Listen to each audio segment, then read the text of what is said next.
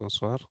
Et là où vous savez, soyez les bienvenus dans ce premier webinaire organisé par Alert Sahel et l'ONG Mali Folk Center dans le cadre de la Journée internationale de PME-PMI. PME qui est célébrée chaque 27 juin pour reconnaître l'importance des petites et moyennes entreprises dans le développement économique et social. Et en plus, elle met en lumière l'importance cruciale de l'entrepreneuriat dans le développement économique mondial. Donc aujourd'hui, quand on regarde les statistiques, la contribution mondiale des PME représente environ 90% dans la création d'emplois, environ 50%. Et au niveau des pays africains, elle représente environ 80% des emplois et environ 50% du PIB. Donc pour le cas du Mali, les PME joue un rôle très important et représente 95% du tissu économique du Mali et elle contribue à environ 35% du PIB national. Et en termes de création d'emplois, ces micro, petites et moyennes entreprises jouent un rôle très important et représentent environ 70% de la main-d'œuvre malienne et constituent plus particulièrement les secteurs qui touchent les jeunes et les femmes, et surtout le secteur agricole et informel. Et elle contribue en plus en termes de production alimentaire. Donc, selon les statistiques de la Banque africaine de développement, la BAD, la transition vers une Afrique verte peut contribuer à environ 10 millions de nouveaux emplois d'ici 2030, qui est un élément très important. C'est pour cela aujourd'hui, pour ce webinaire, nous avons fait recours à 3 éminents panélistes qui sont venus d'une part et d'autre sur le plan national et qui sont respectivement au niveau du ministère, au niveau du secteur privé et au niveau de l'ONG. Donc, nous avons notre premier panéliste qui s'appelle M. Bakari Boukari Togo. Bonsoir, M. Togo. Elle est bienvenue. Et nous avons Mohamed Malé, M. Malé, et Mariama Sidibé. Donc, pour M. Togo, aujourd'hui, M. Togo, c'est un administrateur du travail de la sécurité sociale, maîtrise en administration publique de l'ENA, l'ex-ENA, et du Mali. Inspecteur du travail à l'inspection du travail de Mopti durant 5 ans, plus de 10 ans d'expérience dans le domaine de lutte contre le travail des enfants, comme directeur de la cellule nationale de lutte contre le travail des enfants. Et aussi, il a eu plus de 3 années d'expérience dans les domaines de conseiller technique en charge des questions d'emploi au niveau du ministère de la formation professionnelle. Et aussi, M. Togo est coordinateur de plusieurs projets, surtout coordinateur du projet d'amélioration de la compétitivité d'entreprise et de la formation professionnelle. Et en plus, conseiller technique en charge des questions juridiques au niveau du ministère de l'Entrepreneuriat national. Donc, actuellement, il occupe ce poste depuis octobre 2023. Donc, quant à Mohamed Malé, qui est notre deuxième panéliste, M. Malé est ingénieur électrique et de l'université Selçuk, je prononce bien, j'espère, hein, en Turquie. Et il a 5 années d'expérience dans l'accompagnement des jeunes et la digitalisation au processus au sein des coopérations internationales et dans les domaines de l'agriculture. C'est bien ça? Et aussi, il a plus de 5 années d'expérience à la mise en place et à la restructuration des startups technologies dans les différents écosystèmes entrepreneuriaux africains. Et présentement, il est au niveau de Mali Force Center comme chargé de la digitalisation et l'entrepreneuriat jeune. Donc, notre dernière qui est une dame pour genrer un peu le plateau. Donc, c'est Mariama Sidibé, ingénieure biotechnologie végétale et aussi entrepreneur dans le domaine de l'agrobusiness. Elle est Elle travaille beaucoup sur les questions d'aménagement des espaces verts, des parcs alimentaires, des fermes avicoles et piscicoles. Et elle fait aussi la production et la transformation des produits agroalimentaires tels que les jus, les nectars et production aussi des produits cosmétiques, les savons, les pommades et les crèmes. Elle est aussi formatrice, elle fait des formations proportionnelles à l'intention des jeunes et des femmes. Et en plus de ça, elle est assistante du directeur et comme consultant international au niveau du programme Schneider Emploi Sahel. Donc, dans ce cadre-là, elle est chargée des relations avec les institutions étatiques, les structures œuvrant dans le domaine de l'agrobusiness et le programme Schneider. Et présentement aussi, elle est promotrice et directrice de l'entreprise complexe Monos, spécialisée dans les cosmétiques à base de karité. Donc, mesdames et messieurs, soyez les bienvenus. Et donc, sans plus tarder, nous allons venir à notre euh, spécialiste qui est au niveau du ministère, M. Boukari. Donc, M. Boukari, quand on regarde aujourd'hui les petites et moyennes entreprises, on sait que c'est les entrepreneurs qui les font. Et est-ce qu'au niveau du département national, quelles sont les stratégies qui ont été mises en place pour appuyer l'entrepreneuriat et favoriser la création d'emplois au Mali? Merci, M. Diarra. Bonjour à toutes et à tous. Je suis très heureux de me trouver cet après-midi parmi vous pour cette question combien importante. Vous l'avez dit, hein, je suis conseiller technique au ministère de l'Entrepreneuriat national, de l'emploi et de la formation professionnelle. Ce qui suit l'actualité, je crois que c'est en 2023 que ce ministère-là a pris ses noms. Sinon, c'était uniquement le ministère de l'emploi et de la formation professionnelle. Le mot entrepreneuriat, c'est parce que, en réalité, quand on regarde un peu, contrairement à ce que beaucoup de personnes disent, ce n'est pas le ministère de l'Emploi qui crée les emplois. Le ministère euh, suscite ou fait en sorte qu'il y a assez d'opportunités pour créer les emplois. Sinon, le ministère en tant que tel ne crée pas de l'emploi. C'est surtout le secteur privé qui crée l'emploi. Donc, comment faire en sorte que donner les moyens à ce secteur privé-là, que ce soit du point de vue de l'amélioration du cadre législatif, que ce soit beaucoup d'autres stratégies à l'endroit de ce secteur privé, pour que ce secteur privé puisse être à même de créer beaucoup d'emplois. Nous participons à cela. Et l'emploi en tant que tel, l'emploi est transversal. L'emploi se crée partout. Donc, c'est tous les secteurs, surtout le secteur privé, qui crée de l'emploi. Nous ne faisons que donner des opportunités, susciter des opportunités pour qu'il y ait une création d'emplois massifs, d'emplois décents. Le mot décent, j'insiste là-dessus parce que c'est extrêmement important. Alors, dans ce cadre-là, le ministère agit sur plusieurs leviers à travers les structures qui sont au niveau du ministère. En commençant d'avoir parlé de politique en la matière, la politique nationale de l'emploi et la politique nationale de la formation professionnelle. La politique nationale de l'emploi prend en fait, fait la synthèse de toutes les politiques, que ce soit les politiques fiscales, les politiques agricoles, toutes ces politiques-là suscitent en fait la création d'emplois. Les questions d'investissement, les politiques d'investissement, la fiscalité, le code du travail, tous ces aspects-là. Alors, la politique nationale de l'emploi prend en compte toutes ces dimensions-là. C'est toutes ces dimensions-là mises bout à bout qui peut susciter la création d'emplois. Et cet emploi-là, quand il est créé, il faut quand même le consolider. D'abord, pour qu'on puisse avoir une ressource humaine importante, qualifiée pour pouvoir occuper ces emplois, il faut d'abord qu'ils soient bien formés. Et là, comme vous le savez, cet aspect est pris en compte par essentiellement trois départements. Quand vous regardez le ministère de l'Éducation nationale qui s'occupe de la première année jusqu'au bac, quand vous prenez maintenant l'enseignement supérieur, il va s'occuper un peu de tout ce qui est l'enseignement secondaire général, technique. Et quand vous prenez le ministère notre ministère, le ministère s'occupe des questions de formation professionnelle.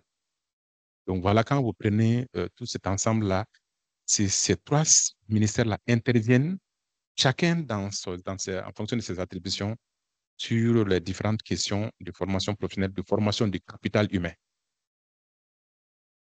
Alors, Nous, c'est essentiellement la formation professionnelle. Je vais commencer par ça d'abord, parce que c'est ça qui est, c'est ça qui est le début de tout. Comment faire en sorte que les jeunes puissent avoir une compétence nécessaire en fonction des besoins des milieux productifs. Donc, dans ce cadre-là, notre ministère s'occupe à travers, d'abord, d'ailleurs, avec les structures décentralisées, les collectivités territoriales. Donc, il y a en tout 12 centres de formation publique qui existent dans le cadre de la formation professionnelle. Je ne compte pas les centres de formation privés. Une fois qu'au niveau de ces centres-là, nous voulons faire en sorte que ces centres-là puissent, dans le cadre de leur cursus, dans le cadre de leur formation, les référentiels, on prenne en compte les modules sur l'entrepreneuriat depuis à ce niveau. Et là, maintenant, on est en train de réfléchir plus loin. Pourquoi même ne pas commencer à enseigner les modules entrepreneuriaux sur l'entrepreneuriat depuis les petites classes? Parce que ce que nous faisons depuis là, nos systèmes forment les gens au salariat. Nous voulons de plus en plus que tous ces beaux mondes qui viennent, que ce beau monde aussi, qu'il y a des gens qui puissent avoir des notions de l'entrepreneuriat, qui puissent s'installer à leur propre compte, donc l'auto-emploi. Donc, c'est dans ce cadre-là que depuis que le ministère a pris ce vocable entrepreneuriat national, qui est d'ailleurs un aspect transversal, je le répète encore, donc l'emploi. Donc, alors, par rapport à cela, le département est en train d'élaborer une stratégie. C'est tout juste le 25 avant-hier, on a fait la validation de ce document-là, qui doit suivre son circuit normal, le circuit d'adoption. Ça, c'est juste une étape importante. Et cette stratégie est axée sur 6 axes stratégiques, fondamentalement. Le premier axe, c'est d'abord sur l'optimisation de l'environnement des affaires pour les jeunes et les femmes. Comment faire en sorte que le domaine des affaires puisse être bien réglementé pour que vraiment ça puisse favoriser la création d'emplois, ça puisse vraiment favoriser, inciter les jeunes à aller vers l'entrepreneuriat. Le deuxième axe, c'est l'amélioration de l'éducation, l'entrepreneuriat et le développement des compétences. C'est comme ce que je disais tantôt, depuis les petites classes, comment faire en sorte que les jeunes puissent avoir le goût d'entreprendre. Et c'est extrêmement important. Il ne faut pas que tous ces beaux mondes qui viennent, les statistiques disent que c'est plus de 300 000 jeunes qui arrivent chaque année sur le marché du travail. Et si on ne trouve pas les moyens d'orienter certains vers la formation professionnelle ou que d'autres s'orientent vers l'entrepreneuriat, ça va être très difficile. Il faut qu'on donne le goût de l'entrepreneuriat aux jeunes. Le troisième axe, c'est comment faciliter l'accès au marché public. Si ces startups sont là, si les emplois, les PME sont créés, si ces PME la produisent, il faut quand même qu'ils puissent avoir un accès au marché public. Le quatrième axe, c'est tout ce qui est facilitation des échanges technologiques et d'innovation. D'ailleurs, ce cadre-là, ça colle bien au cadre d'aujourd'hui. Comment faire en sorte que ces PME ou bien ces entreprises qui se créent puissent innover. Et de plus en plus, les jeunes sont forts dans ce domaine-là. Quand vous regardez tout ce qui est marketing digital actuellement, alors de ce côté, c'est un aspect qui bouge beaucoup. Donc, et je m'en vais même prendre un exemple. Un moment, quand vous regardez un peu TikTok, il y avait des séries d'initiatives, le charbon de bois. Il y a des gens qui ont trouvé l'idée du charbon de bois. Alors, là,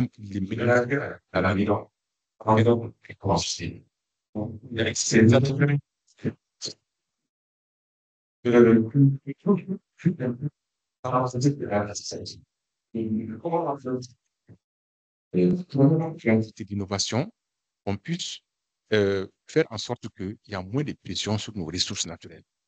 Et ça, c'est extrêmement important. Parce qu'un adage dit que la forêt précède les hommes, le désert les suit.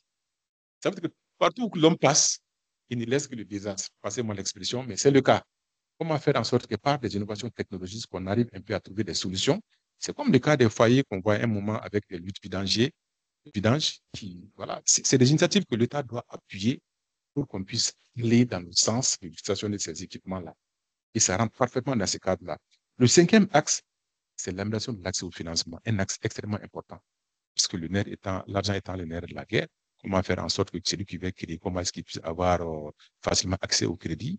Ce qui est difficile dans notre pays, c'est qu'il n'y a pas de banque d'investissement. Les banques sont essentiellement des banques commerciales, il n'y a pas de banque d'investissement. Et là, ça freine un peu les choses. Quand vous voyez un peu au niveau des banques, au niveau de notre département, il y a tels que la pêche.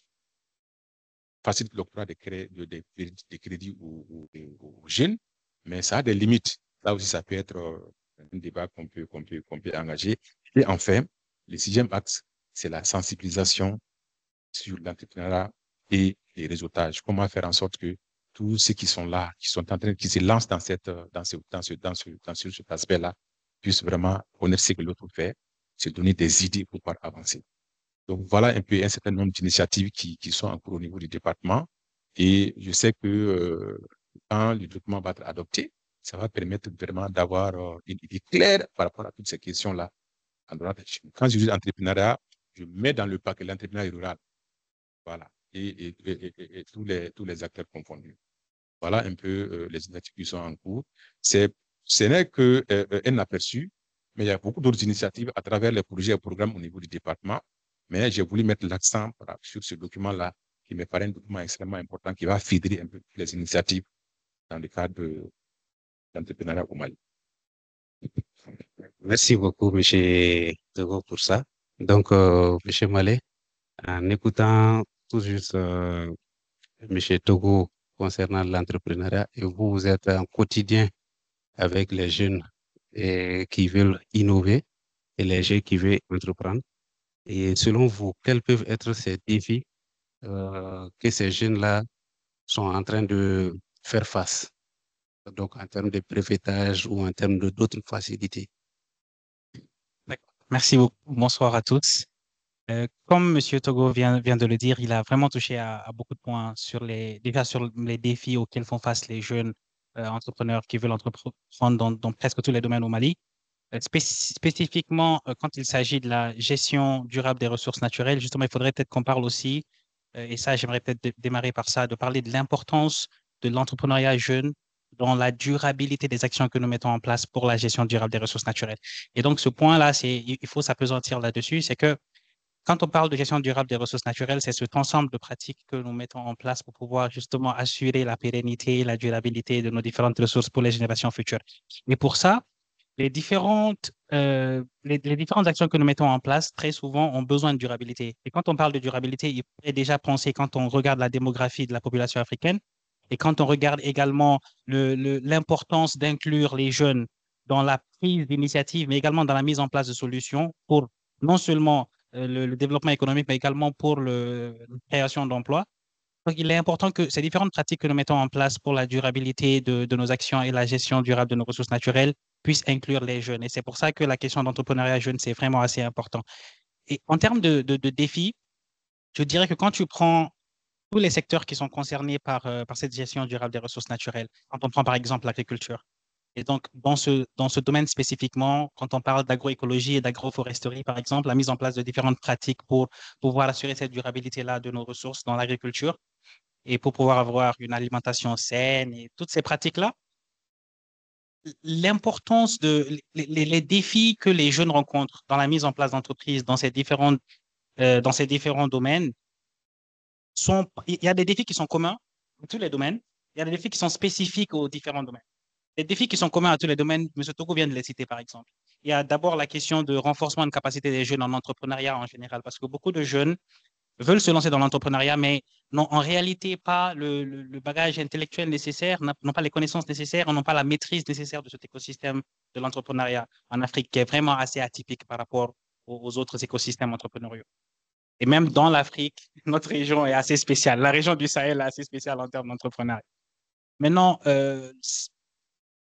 en supplément à ces défis de renforcement de capacité qui sont là, le besoin de formation, il y a le besoin d'accès justement aux finances. Et ça, c'est crucial chez nous parce que nous manquons de banques d'investissement, comme M. Togo vient de le dire.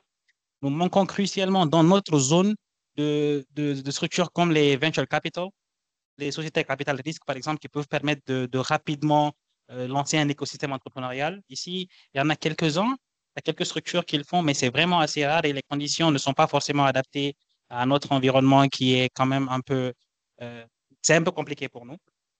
Il y a aussi le fait qu'il est nécessaire pour les structures de finance de développer des produits qui sont adaptés à nos réalités, mais qui sont développés par rapport à nos réalités. Donc, l'analyse se fait par rapport à la réalité contextuelle de nos différents pays et non juste des produits qui sont déjà là, ils essaient d'adapter d'une manière, mais qui, en réalité, ne peuvent pas permettre, par exemple, à un entrepreneur dans les milieux ruraux, dans une zone rurale, de pouvoir démarrer. Et donc, cette question d'accès aux finances est aussi un grand défi pour les entrepreneurs ou les jeunes qui veulent se lancer dans la gestion durable des ressources naturelles. Et un troisième défi qui est également là, c'est les jeunes peuvent vouloir entreprendre, mais pour pouvoir mettre en place ton produit et pour pouvoir le rendre assez, passer à la croissance, par exemple, de ton entreprise, il faudrait connaître les bonnes personnes. Je dois parler de réseautage. Et ce réseautage-là également, c'est une nécessité, non seulement entre jeunes qui veulent entreprendre, entre jeunes entrepreneurs, mais également entre les jeunes qui sont en train d'entreprendre et les autres acteurs de l'écosystème qui peuvent les permettre d'avoir accès au marché, d'avoir accès, par exemple, à d'autres opportunités pour faire croître leur entreprise. Et donc, ce réseautage-là également est un besoin qui est là et c'est également un manque et un défi pour les jeunes dans ce domaine. Euh, et peut-être, ça, c'est un peu les défis qui sont transversaux, je dirais, à tous les secteurs.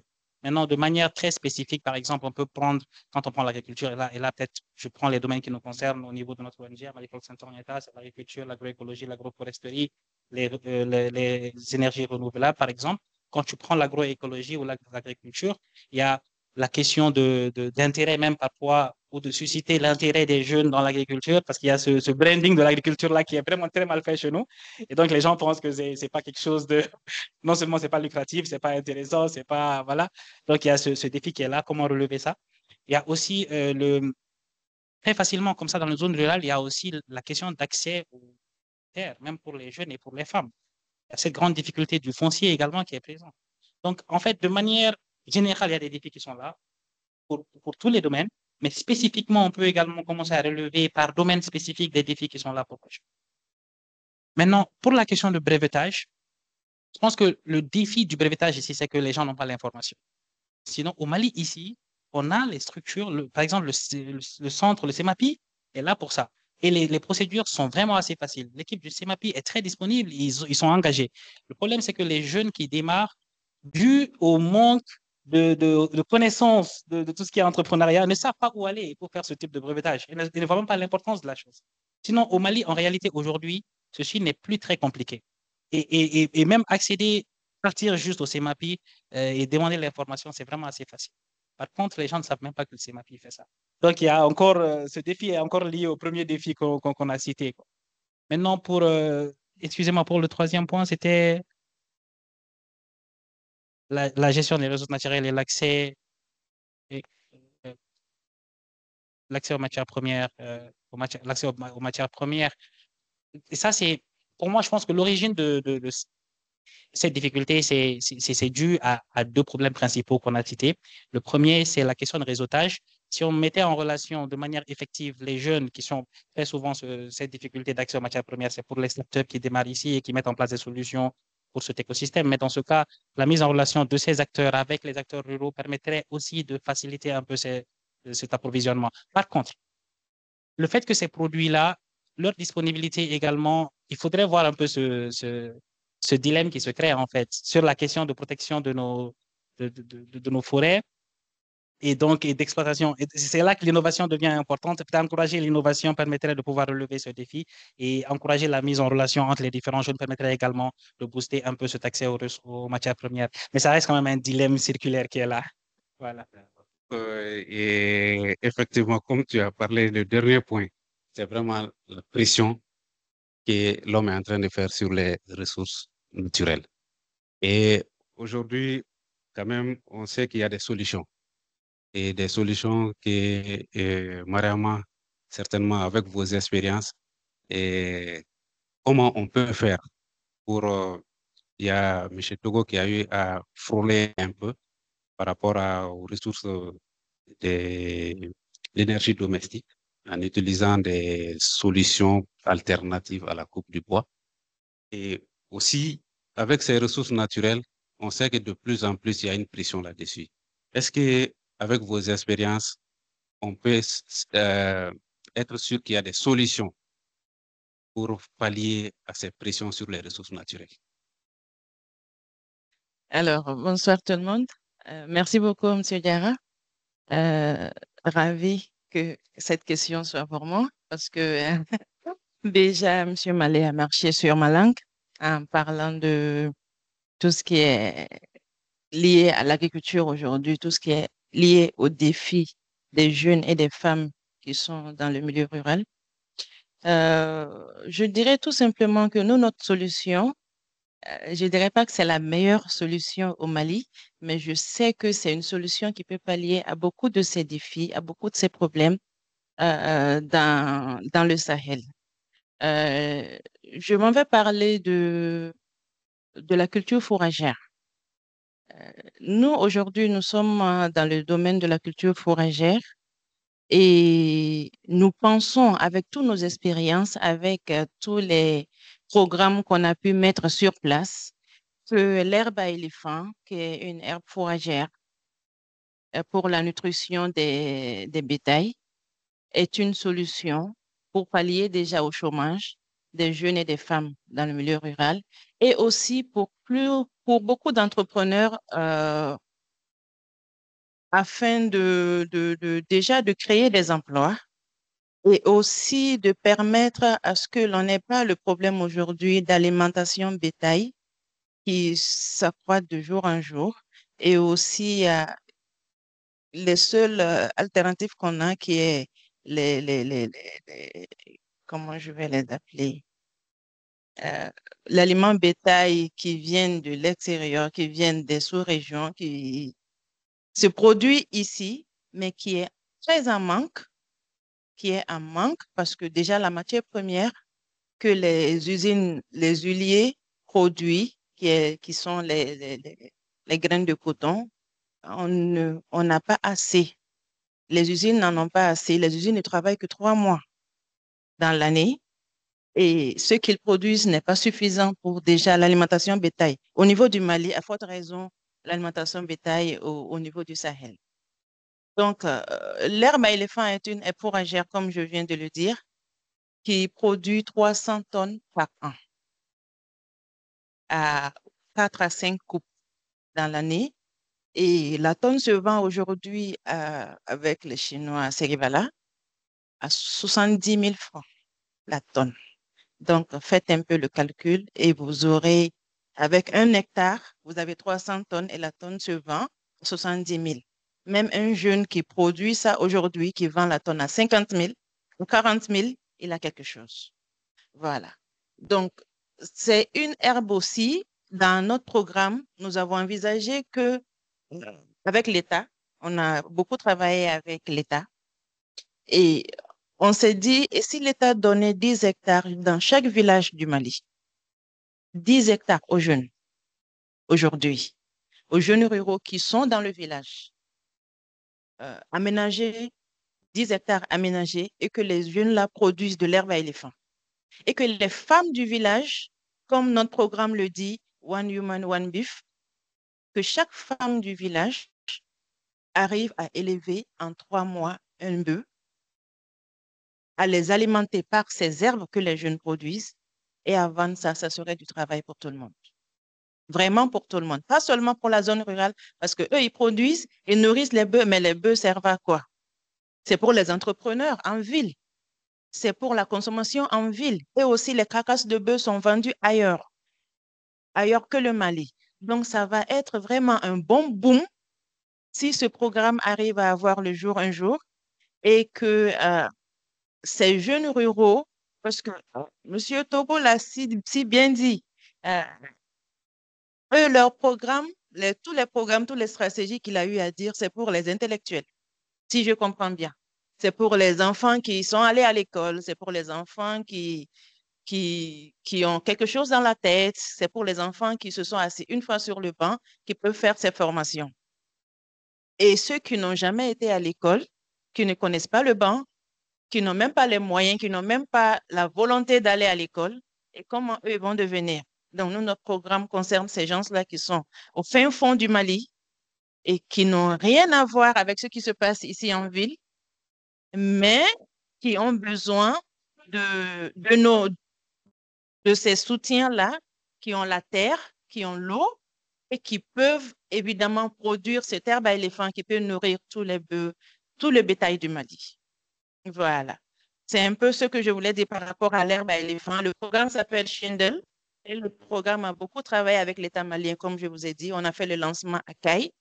Et jusqu'à aujourd'hui, nous sommes dans les régions. Il y a beaucoup d'entrepreneurs, d'opérateurs économiques qui ont eu à tester et qui ont approuvé et qui sont encore, il y en a même qui risquent de laisser ceux qui sont en train de faire pour continuer dans l'herbe à éléphant aujourd'hui. Voilà.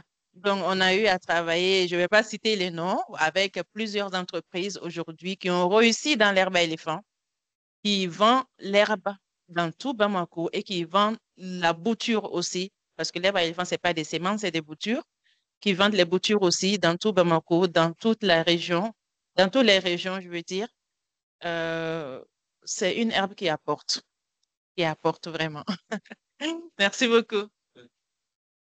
Formidable. Donc, en écoutant Madame Mariama, quand même, ça a suscité beaucoup de calculs dans la tête des uns et des autres, hein, parce que ça fait des chiffres importants. Donc, pour dire que la gestion des ressources naturelles, si c'est bien fait, ça peut nous apporter assez de choses. Et quand aujourd'hui, on constate aussi que le gouvernement est en train de mettre est un soutien important pour et de nombreux programmes. Et ces programmes pour aider les entrepreneurs à qui est un facteur pour propulser les petites et moyennes entreprises. Donc, on a vu que depuis ces ans, il y a eu beaucoup de programmes et certainement, et en tant que vous parlez aujourd'hui, est-ce que aujourd'hui, il y a des salariés qui sont déjà engagés par votre département et qui viennent à accompagner si vous avez des médicaments de nous les partager. Merci, monsieur Diarra. Au niveau des départements, comme je le disais, donc, le département assure la tutelle d'un certain nombre de projets. Je ne parlerai pas des agences, je vais parler des projets. Et des projets liés essentiellement questions entrepreneuriales en lien avec l'environnement. Je vais citer d'abord le projet EJON, qui a pris fin, qui a été financé par la SNB, je crois. Et ce projet-là était surtout au niveau d'abord de l'agriculture, comment faire en sorte que, surtout de l'entrepreneuriat agricole, etc. Ce projet consistait un peu à travailler dans le sens du traitement des déchets liquides solides. Et dans ce cadre-là, le projet a appuyé beaucoup de jeunes, d'abord vers un changement de mentalité. Parce que, comme vous savez, et des jeunes surtout qui sont issus de la même localité, si vous le dites, du travail dans le sens de la guidance des fosses septiques, ils considèrent ça comme un travail dégradant. Et dans le cadre de la sensibilisation, surtout dans la région de Tombouctou, il y a des jeunes qui ont été formés dans ce sens-là et qui ont été équipés pour s'occuper de cet aspect-là. C'est vrai que c'est des équipements alimentaires, pas les spiros que vous voyez, un camion et non, mais les matériels que nous fabriquons ici pour que les jeunes puissent se lancer à cela. Des retours que nous avons, c'est un métier très difficile, parce que souvent, c'est des métiers à moquerie. Il y a d'ailleurs le directeur régional de l'emploi et de la formation professionnelle des pépiniers qui est dans le cinéma, qui a réalisé un film dans ce sens-là. C'est un jeune, il n'est plus jeune, hein, qui a fait de l'aventure, il est revenu, il n'a rien eu, il est revenu. Alors, il a réfléchi, il dit, mais pourquoi ne pas alors me lancer dans... Il est originaire même de Boukouni. Il s'est lancé dans le métier. Alors, depuis il le faisait avec une charrette, voilà, petit à petit. Il s'est marié à 2, il a construit un étage. Et de plus en plus, son entreprise a grandi. Maintenant, lui-même, il forme des gens. C'est une vraie entreprise maintenant qu'il a conçue. Il faut être fort mentalement. Donc ça, c'est un exemple. Je peux vous donner le numéro de M. Diakité. Vous pouvez l'appeler et visionner un peu son film et voir si ça peut servir un peu, donner des idées à d'autres jeunes. Donc, c'est vous dire que souvent, ces questions-là, tout ce qui est recyclage des déchets, Alors, c'est des choses que il n'y a pas de sous-métier, mais les gens pensent que c'est un métier dévalorisant. Surtout si tu fais ça dans ton milieu natal, c'est un peu difficile. En réalité, c'est un métier qui nourrit son homme, en fait, qui nourrit son homme. Donc, il y a plein de dans ce sens. Parce que ce qu'il faut aussi comprendre, c'est que les projets les projets ont pour vocation de montrer que c'est possible. Les projets viennent mettre en œuvre des idées, des initiatives pour montrer aux autorités que c'est bien possible. Et maintenant, si vraiment les services techniques passent par tel ou tel chemin, ça peut être possible. C'est ça la vocation des projets. Donc, les projets, comme vous le savez, ça a toujours un début et une fin. Et les projets sont vocation à partir. Mais ce qui reste, c'est que l'État doit prendre pour monter en échelle. Le deuxième projet qui est actuellement en cours, c'est le projet Go Green. Le projet Go Green, qui est aussi carrément vers l'emploi vert. Alors, qui a commencé, qui a déjà même sélectionné des jeunes qui ont des idées de projet. Alors, le premier comité de pilotage vient de se tenir il y a, je ne me rappelle pas trop de la date, mais il y a moins de 6 mois, qui aussi est dans ce sens-là, dans ce domaine-là. Donc, vous dire qu'il y a beaucoup d'initiatives. Je ne parlerai pas des modules. J'ai dit tantôt, ces modules-là, il y a différents modules, les modules du BIT, tels que les modules GERM. Voilà, créer son entreprise, voilà. Ces modules-là, il y a un projet qui était un moment financé par le BIT qui a conçu des supports dans ce sens. On est en train de voir comment est-ce qu'il faut faire en sorte que ces supports-là soient traduits en langue nationale. Parce que quand vous partez au niveau de la zone CNDT, vous trouverez que les paysans qui sont au niveau de la zone CNDT peuvent lire, écrire, ils font même des tableaux d'opération en langue bamanakan. Ils sont très alphabétisés. Donc, c'est pour cette raison que le process, c'est un projet qui avait été au sein du ministère, qui a aussi lancé des plans d'affaires. Ces plans d'affaires, les jeunes qui ont des plans d'affaires qui ont été sélectionnés sont financés et c'est dans tous les domaines. Et actuellement, sans aussi oublier le projet FIER 2 qui vient de démarrer. Donc, il y a aussi c'est des projets qui sont uniquement au niveau rural. Donc, on ne se voile pas la face. Le potentiel du Mali, que ce soit le Mali, il y a beaucoup de potentiel. Quand vous regardez en termes de terres agricoles, en termes de ressources phoniques et la jeunesse de sa population, tous les facteurs sont réunis en tant que nation. Mais même ce qui manque, c'est que c'est plus souvent abordé la préservation de stable, la finance du petit. On va faire en sorte que les filles et les femmes puissent voir ça sur terre. Parce que c'est comme les choses, c'est quoi? Les banques, les études, les restent et c'est raisonnement. Et c'est pour cette raison que les changements dans la bâtie. Parce que qu'est-ce qui se passe? Là, on va cette date qui sont dans la bâtie. Parce que les gens viennent de savoir que c'est le gouvernement. On les donne les fonds. Directement, ce qu'ils font, parce qu'ils n'ont pas fait l'activité pour nous, ils n'ont pas aidé les méthodes de ce qu'ils font directement, c'est des téléphones. Voilà, c'est des motos, c'est des baskets, c'est ceci qui est là. Et directement, sans même commencer à voir les mesures de l'investissement, c'est des fonds qui sont partis. Voilà, c'est des missions qui sont plus en place pour qu'on aille dans la inflation des Dieu. Et le pouvoir être enseigné au niveau de ces ministres permettre de savoir pas confondre les fonds qu'on donne pour mettre en projet, confondre cette argent-là. Donc voilà, c'est cette bonne initiative qui sont là. Tant bien que maintenant, c'est un échec. C'est un échec. C'est pas je ne veux pas vous citer mais le suivi sur cette mère et ce centre. Les caméras de toujours sur les sites du chèque, parle de l'échec, c'est ça tout ça. Et je pense que plus en plus, l'accès doit être une société. Je me répète encore, le Mali avec sa population extrêmement jeune, si réellement les jeunes frères tout, alors que ce soit l'infrastructure de production, que ce soit le financement, que ce soit tout ce qui est terre, un moment, le département le faisait au niveau de l'office hygiène. Le gouvernement a mis à disposition des cas que les jeunes qui pouvaient dans ce système. Déjà, il y a un travail qui pas comme faire. Il fallait écrire d'abord la paix de ce genre. Et là, souvent, même les enfants, dans l'université, tu peux faire un petit peu, pour pas aller voir l'université. Donc, on va dans ce coup, les jeunes qui travaillent dans la tête, il y a cet aspect-là, il faut cultiver. Il y a aussi le fait que, très souvent, les maisons aident la aussi prendre c'est un ensemble qu'il faut voir, il faut vraiment susciter les films.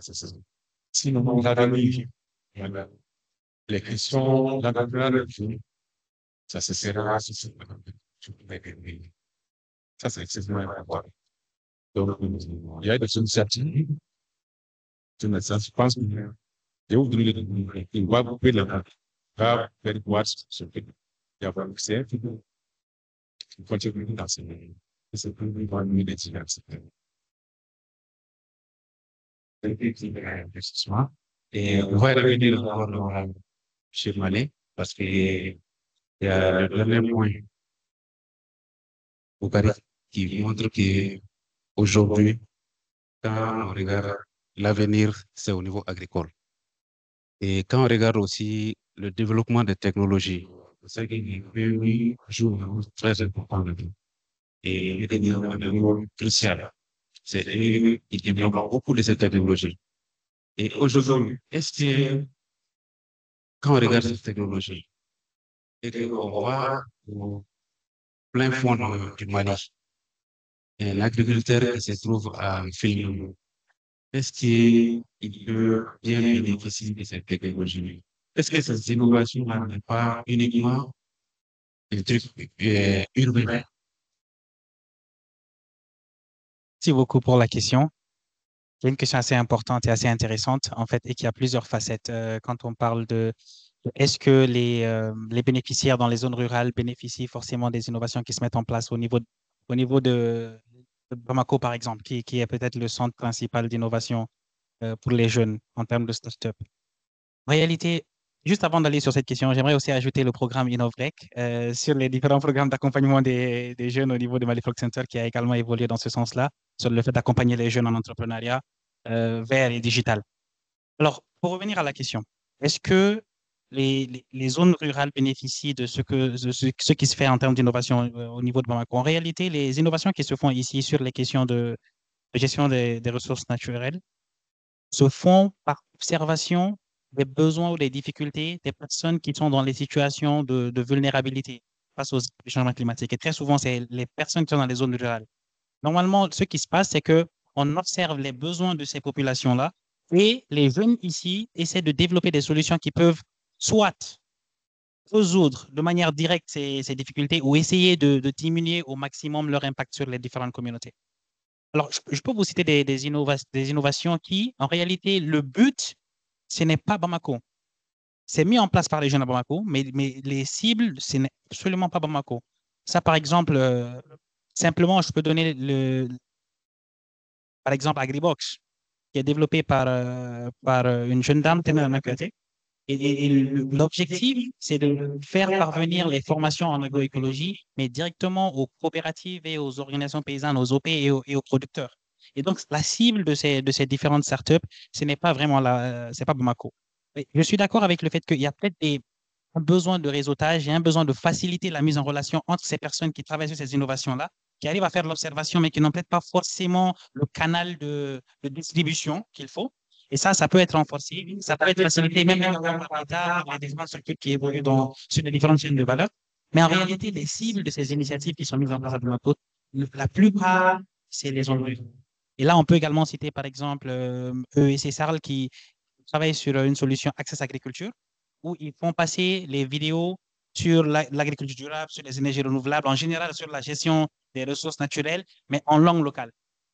Et donc, ils produisent ces différentes vidéos, ils les traduisent en langue locale, ils les font passer comme ça, et puis les gens peuvent les télécharger de manière gratuite. Et les vidéos sont gratuites, cette startup-là, par exemple.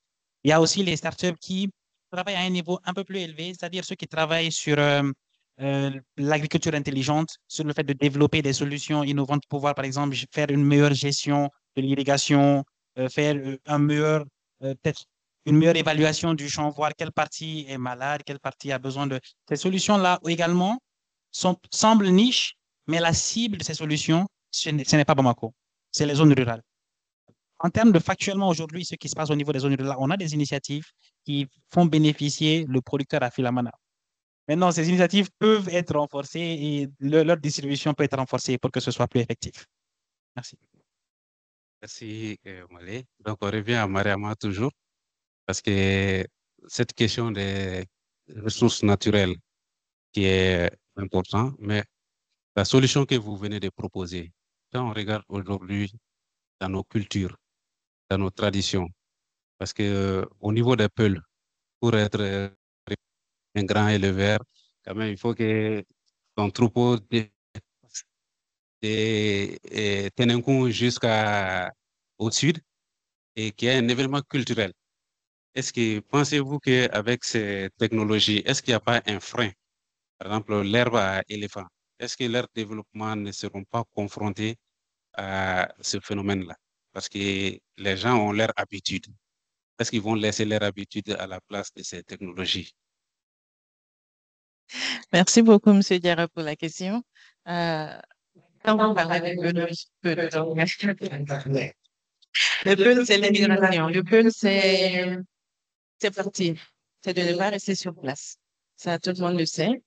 Je dirais que ça n'aura pas d'impact parce que quand vous voyez que les peuls se déplacent avec le berger d'une commune d'une ville à une autre pour aller chercher à manger, parce que effectivement la raison primordiale, c'est d'aller chercher à manger pour les peuples.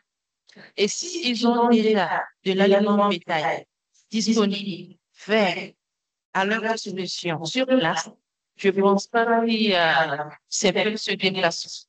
Et je pense que ça serait déjà une économie pour eux en temps et aussi en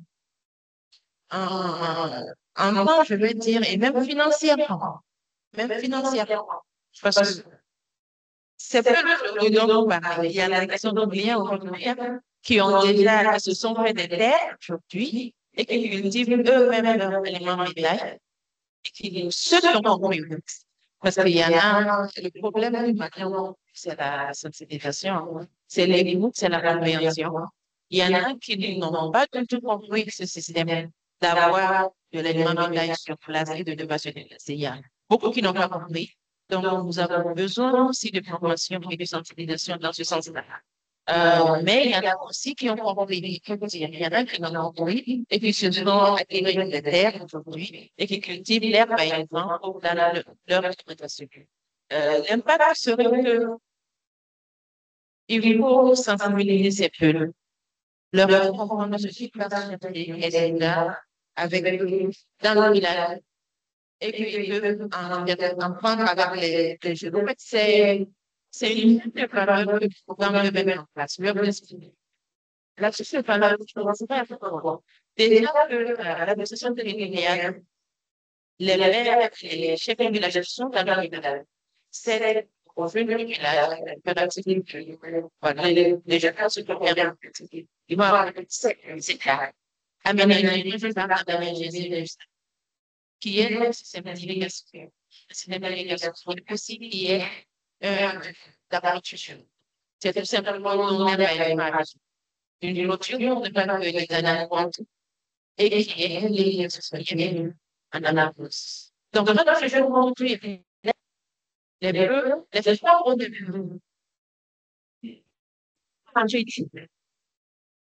alors, c'est pas bon, c'est pas et dès qu'il y a chaque parent on envoie une espèce de système. Le système fait continuer. Donc, c'est tout le monde dans le venu à la relève. Tu prends pour toi et tu achètes le fourneau. Chaque fois que tu fais dans notre vie, ça fait une ça va. Tu as la médaille, tu vas prendre beaucoup de choses. Voilà, je vais pas rentrer dans ces détails. Je suis féministe. Donc, il y a vraiment beaucoup de choses. C'est vraiment de l'économie, afin de soutenir nos besoins des enfants et autres. Et c'est vrai que c'est pas tout ce qu'on a aussi pour lui, les animaux, la communauté, et c'est aussi sont aussi conservateurs. Parce que finalement, on a toujours pas tellement de ces éléments. Et après, lui, il y a un problème. Ici, on va dans le Sénat. Et l'air éléphant, je conservera avec l'état vert toute la, voilà, toute la vous devez vers que vous pendant l'hiver, vous lui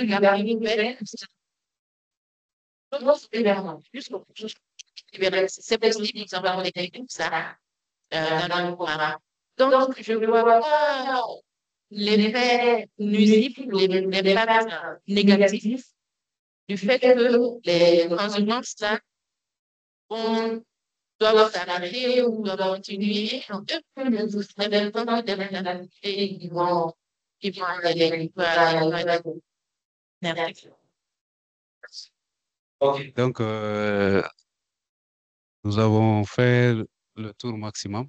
Donc, on va arriver bientôt au terme. Donc, avant de clôturer, cette journée internationale dédiée aux micro, petites et moyennes entreprises, qui est célébrée chaque 27 juin. Alors, je voudrais vous réunions cette journée et quelle est votre forme de voir cette journée et surtout la promotion de l'emploi à travers la Merci beaucoup pour cette question et merci pour m'avoir invité à participer justement à ce webinaire que je trouve très intéressant. Je pense qu'on devrait multiplier justement ce type de débat pour pouvoir susciter plus de jeunes à s'impliquer dans la gestion durable des ressources naturelles à travers l'entrepreneuriat. Moi, peut-être en dernier mot, j'aimerais inviter les gens à plus s'informer sur l'entrepreneuriat et à plus regarder au-delà des chemins classiques qui nous ont été enseignés sur comment est-ce qu'on peut réussir sa vie. Aujourd'hui, il faudrait avouer que, comme M. Togo l'avait dit, l'État peut faciliter beaucoup de choses, mais l'État ne peut pas gérer toute cette masse de jeunes que nous sommes, 60% de jeunes de moins de 15 ans ici au Mali. Dans ce circuit-là, pour que tout le monde ait un emploi, que l'État emploie tout le monde, ceci n'est absolument pas possible. Donc moi, j'aimerais encourager beaucoup de jeunes pour pouvoir s'intéresser à l'entrepreneuriat jeune. Et l'entrepreneuriat vert pour la gestion durable des ressources naturelles offre énormément de possibilités, de potentialités. C'est-à-dire ces nouvelles pratiques qu'on doit mettre en place pour la durabilité de nos actions vont conduire à des innovations qui seront là, qui vont conduire à la création d'emplois, qui vont conduire à des résultats. Donc c'est une chaîne, c'est toute une chaîne qui se crée. Et donc, voilà, en dernier, on va encourager beaucoup de jeunes à aller vers cela. Et également, peut-être, pour clôturer complètement, j'aimerais également inviter le maximum de jeunes possibles à venir nous rejoindre ici au niveau du Technopole, qui est un centre d'incubation, un centre d'accompagnement des jeunes en entrepreneuriat. En général, en entrepreneuriat vert en particulier, nous avons des programmes de renforcement de capacité en cours et nous faisons également de l'accompagnement dans l'accès au financement, dans la mise en relation. Mais bien évidemment, nous avons une chaîne pour ça. Nous avons de la pré-incubation, ensuite de l'incubation, ensuite de l'accompagnement. Donc, essayer de mettre en place toute la chaîne qu'il faut pour que le jeune puisse à la sortie pouvoir justement recevoir ces fonds-là et ne pas considérer que c'est sa propre poche. Donc, j'aimerais inviter les jeunes à venir nous rencontrer au niveau du Technopole et échanger avec nous. Et peut-être ce serait l'occasion pour eux d'avoir leur premier pas en entrepreneuriat et l'occasion pour eux d'avoir une nouvelle trajectoire de vie qui pourrait leur être bien plus bénéfique que la trajectoire actuelle. Voilà. Merci beaucoup à vous pour m'avoir invité. Merci. Ok, merci, M. Malé. Donc, nous allons passer la parole à Madame. Merci beaucoup, M. Tara, encore. Pour mes derniers mots, je dirais que merci déjà pour l'invitation et aussi inviter les femmes et les jeunes à s'intéresser surtout à s'intéresser à la production et la transformation. Si on peut continuer de sauver la commercialisation, je faisais des consultes dans ce sens-là. du début jusqu'à la fin. On va dire de la terre jusqu'à yes. On ne peut pas dire jusqu'à la mort. Voilà, j'invite à mes tantes, mes soeurs, mes jeunes frères de se lever et de se mettre ensemble, surtout. Parce qu'aujourd'hui, pour chercher des financements, des subventions et consorts, une seule personne, c'est pas souvent facile. Si je ne veux pas dire, c'est pas du tout facile aujourd'hui. Donc, si on arrive à se mettre ensemble, comme je l'ai déjà fait avec plusieurs femmes et plusieurs jeunes, c'est encore une chance et ça donne encore une opportunité d'avoir des aides et de pouvoir commencer quelque part. Voilà, je les invite à s'intéresser beaucoup à la terre, naturellement pas. Et ça me fait 13 ans aujourd'hui dans la terre, qui nourrit ma famille. Et j'en suis toujours fière parce qu'il y en a qui sont ingénieurs commerçants, ingénieurs.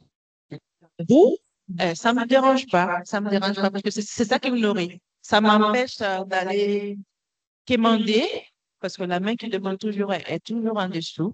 Les femmes, je vous exhorte à venir avec nous, à qu'on marche ensemble et qu'on arrive à se tenir debout ensemble. Voilà. Merci.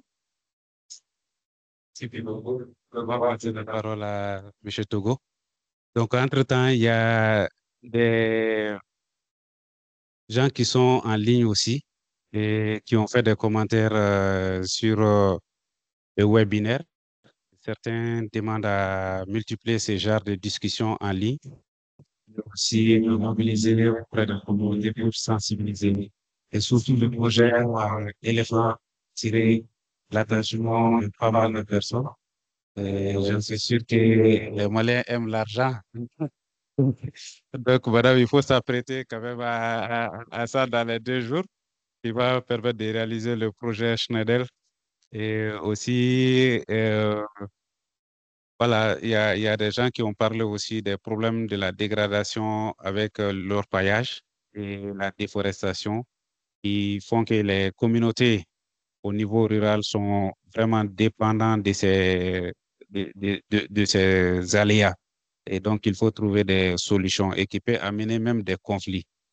Donc, il dit de valoriser l'agriculture, l'élevage et l'entrepreneuriat vert pour la mise en place des bosquets et autres. Et il y a aussi d'autres commentaires par rapport à, de même manière, en train d'acheter des armes. Bon, là, c'est un peu politique. Et aussi les permis d'exploitation qui sont donnés. Donc, je vais dire, on a beaucoup de commentaires. Certains parlent des pommes de terre aussi, des tomates, des planches. Donc, bref, aujourd'hui, le Mali regorge une opportunité. Et le Mali, dans la conclusion, va être fier de ce que nous sommes et nous devons les exploiter. Donc, je vais passer la parole à M. Oukari. Merci, M. Diarra. Je crois que pour moi, c'est des mots de remerciement. Vous êtes mal de juin, c'est Diarra, pour moi, que je vous laisse c'est parce que la petite encore,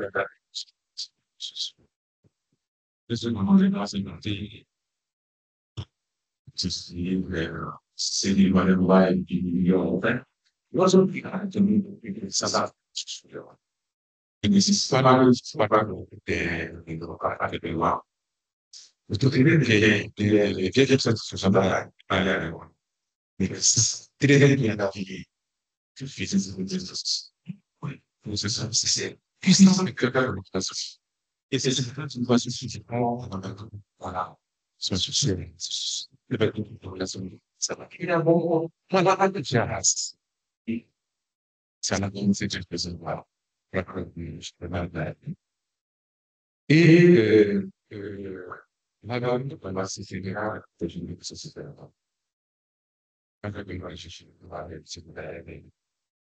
Et pour plus, et j'ai dit, ça va, c'est le voyage. Quand les gars, c'est une Ça veut dire, le nombre de ces parcelles abandonnées, c'est fichu, il faut essayer de faire tout. Ça ne pourra plus servir de pâturage, à plus cultiver, sans compter l'agression de la terre par les chimiques, mercuriciennes. Donc, l'endroit de mon message, c'est l'endroit de jeunes ruraux. Les dire qu'ils ont tous les potentiels qu'il faut à l'aide. Il s'agit seulement de saisir les opportunités, alors de faire attention aux différentes technologies, les innovations qui sont là, à leur portée, de s'informer, d'être curieux pour pouvoir avancer. Dans le cadre d'une mission de supervision avec le projet FIER dans la zone du... Ta région là, c'est où? Non, en allant vers Kaila. Ton cercle là, c'est où? Kolokani. On est parti trouver un juge qui faisait la culture de tomates. Ce jour-là, on est parti, on a trouvé les tramal. Il y a 5 tramas garés qui étaient venus prendre les tomates. Imaginez le gain financier que ça procure. Et c'est des pareil au niveau de nos localités. C'est vraiment, il faut que les gens s'y mettent. Je voudrais également les demander. Actuellement, il y a beaucoup de projets qui sont mis en œuvre au profit des jeunes. C'est les opportunités qu'il faut saisir. C'est pour ça que j'ai demandé, il faut que ce soit plus agressif d'aller à l'information par tous les moyens qu'il faut. Donc, si cela est fait, ils n'ont pas besoin d'aller se faire tuer sur le désert ou bien sur la mer. Tout est là chez nous. Il y a tout ici. Il y a tout ici. Pour finir, j'invite tout le monde au CITA. Le CITA, c'est un salon que nous organisons. CITA, c'est le salon de l'ingéniosité, de la transformation dans le domaine de la formation professionnelle que nous organisons du 3 au 6 juillet au CICB. Donc là, l'APES a pris un stand donc pour essayer de donner des informations, sensibiliser les jeunes par rapport à l'entrepreneuriat. Donc, je voudrais saisir cette opportunité pour inviter tous ceux qui nous invitent vraiment à participer à la 3e édition du CITA qui se tiendra du 3 au 6 juillet au CICB. Une fois encore, merci pour Mali Folk Center pour cette opportunité que vous nous exprimer sur cette question extrêmement importante. Merci beaucoup, chers participants et aussi chers panélistes. C'est à Mali Folk Center et aussi au nom de Albert Sahel. Et je vous remercie aussi. Donc, on a des intervenants du Sénégal et qui a parlé de cette opportunité. Une nouvelle opportunité sont à pied d'œuvre pour donner un souffle nouveau. Ces leviers économiques d'emploi énormément.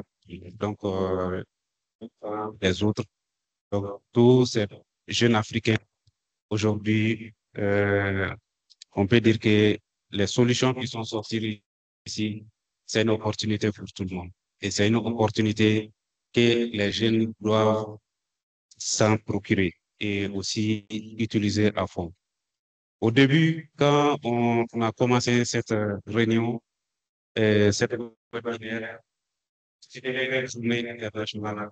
On était confronté à des défis majeurs, des questions de ressources naturelles et comment les PME et les micro et petites moyennes entreprises peuvent émerger au niveau national, africain et autres. Mais à travers l'éclaircissement et les expressions des uns et des autres, on puisse noter entre autres quelques points de recommandation. Déjà, à travers la stratégie nationale de l'entrepreneuriat qui est en cours, donc il y a déjà dégagé un certain nombre de points qui est très rentable et qui est très spécifique aussi et qui concerne l'ensemble des défis auxquels les jeunes sont confrontés. Donc, c'est sûr qu'au niveau du plan d'action, ces points-là seront pris en compte et aussi ça va permettre d'aller dans la mise en œuvre de cette stratégie et les plans d'action qui sont liés. Et on a parlé de l'herbe à éléphant, qui est une solution, je peux dire, intéressante et que les jeunes doivent s'en procurer, qui est un moyen de lutte contre le chômage et en même temps permettre de réduire les conflits entre les éleveurs et les agriculteurs et ça résout beaucoup de problèmes dont on ne pourrait pas citer toutes aujourd'hui.